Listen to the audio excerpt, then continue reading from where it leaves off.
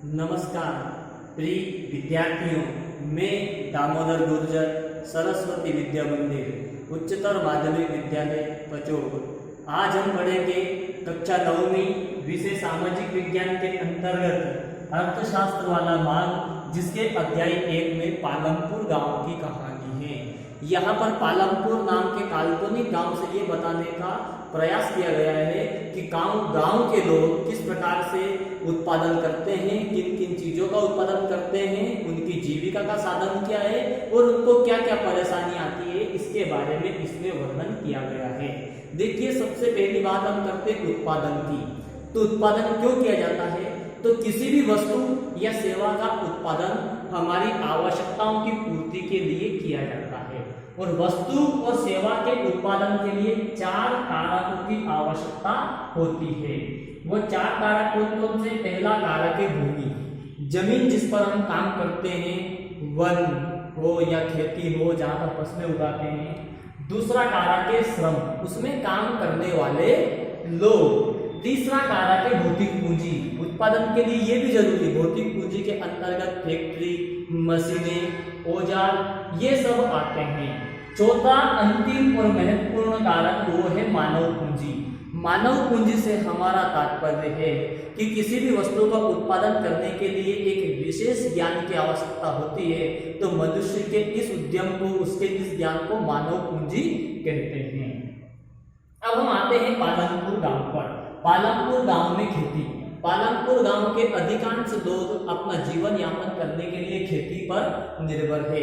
तो यहाँ पर खेती के लिए कौन कौन सी दशाएं मौजूद है और उसमें लोग किस प्रकार से अपना काम करते हैं, उसके बारे में चर्चा करते हैं। आइए पहला पॉइंट देखते हैं, भूमि स्थिर है।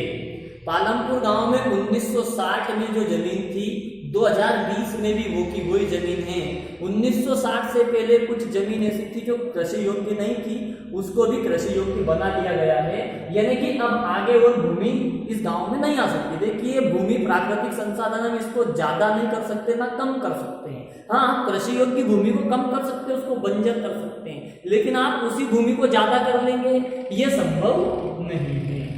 अगला पॉइंट देखते हैं, अधिक पैदावार का तरीका। अब हमें यह बात समझ में आ गई कि भूमि स्थिर है, इसको ज्यादा नहीं कर सकते, तो क्या उसी जमीन पर हम ज्यादा फसलों का उत्पादन कर सकते हैं? तो अधिक पैदावार करने के लिए हम आधुनिक तरीके से खेती करते हैं, जिसमें कि हम रासायनिक उर्वरक, उन्नत किस्म के बीजों का उपयोग करके और उत्पादन को बढ़ा सकते हैं। तीसरा पॉइंट आता है भूमि की क्षमता। आप उस भूमि पर अधिक उत्पादन करने के लिए आधुनिक विधियों को उपयोग में लाकर रासायनिक उर्वरक, कीटनाशक दवाइयों का छिड़काव बार बार करते हैं, तो क्या भूमि ये सब धारित कर पाएगी? क्या उसकी क्षमता है? नहीं। विगत वर्षों में देखा गया है कि इसका हम अति उपयोग करते हैं, इस कारण से इसकी उर्वरक क्षमता दिनों दिन कम होती जा रही है। चौथा पॉइंट आता है भूमि का वितरण। पालमपुर गांव में जो जमीन है, यहाँ पर 450 कुल परिवार रहते हैं, जिसमें से 150 परिवार ऐसे हैं जिनके पास जमीन नहीं है। उसके बाद 240 ऐसे परिवार हैं जिनके पास 2 हेक्टेयर या इससे कम भूमि है। उसके बाद जो थोड़े बहुत किसान हैं, जो कि मध्यम वर्ग या बड़े वर्ग के किसान हैं, बाकी की सारी जमीन उनके पास है। अगला पॉइंट आता है श्रम की आवश्यकता। खेती में काम करने के लिए श्रम की आवश्यकता होती है, तो जो निम्न वर्ग के किसान हैं, जिनके पास कम जमीन है, 1-2 हेक्टेयर भूमि है, वो अपना काम स्वयं कर लेते हैं, लेकिन जो बड़े बड़े किसान हैं, उनको मजदूरों की आवश्यकता होती है। छठा पॉइंट है आवश्यक पूंजी। आधुनिक तरीके से खेती करने में वर्तमान में हम देखते हैं कि खेती करने के लिए लागत बहुत ज्यादा आने लगी है।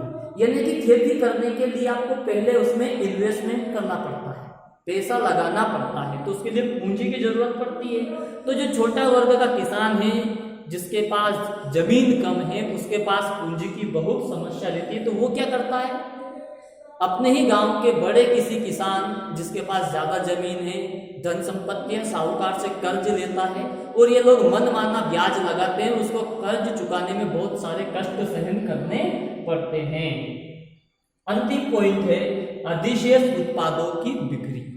जब किसान अपनी फसल का उत्पादन करता है, अंत में जब उसके पास फसल आती है, तो वो अपना खर्च रखने के बाद, जैसे उसने गेहूं की खेती की तो वो वर्ष भर कितना गेहूं उसको चाहिए खाने के लिए, उसके परिवार के लिए, उतना रखने के बाद बाकी का वो बाजार में बेच देता है। तो यहाँ पर भी क्या होता है कि जो छोटे किसान होते हैं उनको बचत बहुत कम होती है, इसलिए वो कम मात्रा में अपना अनाज मंडी में बेच पाते हैं। बाकी के लोग जो ज्यादा बड़े किसान होते हैं, जिनके पास ज्यादा जमीन होती है, वो अपने अनाज की बिक्री बाजार में ज्यादा करते हैं और उनको ज्यादा आय प्राप्त होती है। तो ये लोग तो कृषि कार्य में विलीन है।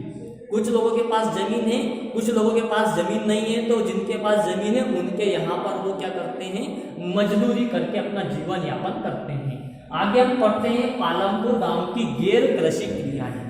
गैर कृषि क्रिया में कृषि से हटके जो लोग काम करते हैं उसमें सबसे पहला आता है डेयरी।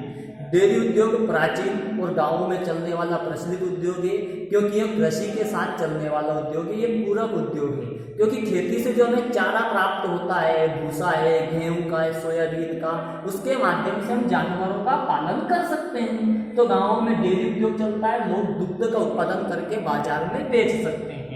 लघु उद्योग, कुछ छोटे छोटे उद्योग गांव में चलते हैं, जैसे गांव के लोग अपने गन्ने को डायरेक्ट बाजार में ना बेचकर उसका गुड़ बनाकर भी बाजार में बेच सकते हैं।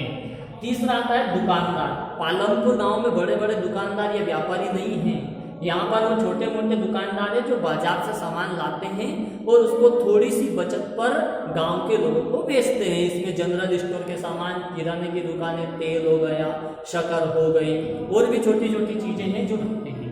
चौथा आता है परिवहन। ये भी लोगों की जीविका का साधन है। तो जो पालमपुर गांव है वहां से जो सड़क शहर को जाती है, उसके रास्ते पर बैलगाड़ी, तांगे वाले, ऑटो रिक्शा वाले, ट्रैक्टर वाले, ये सभी लोग अपना साधन चलाते हैं। लोगों के सामान या लोगों को एक स्थान से दूसरे स्थान तक पहुंचाते हैं, उसके बदले में पैसे लेते हैं। वर्तमान परिदृश्य में इन लोगों की संख्या दिनों दिन बहुत बढ़ती जा रही है। तो धन्यवाद प्रिय विद्यार्थियों, आज हमने इस पाठ को समझा। पीडीएफ के माध्यम से प्रश्नोत्तर आप तक पहुंचा दिए जाएंगे।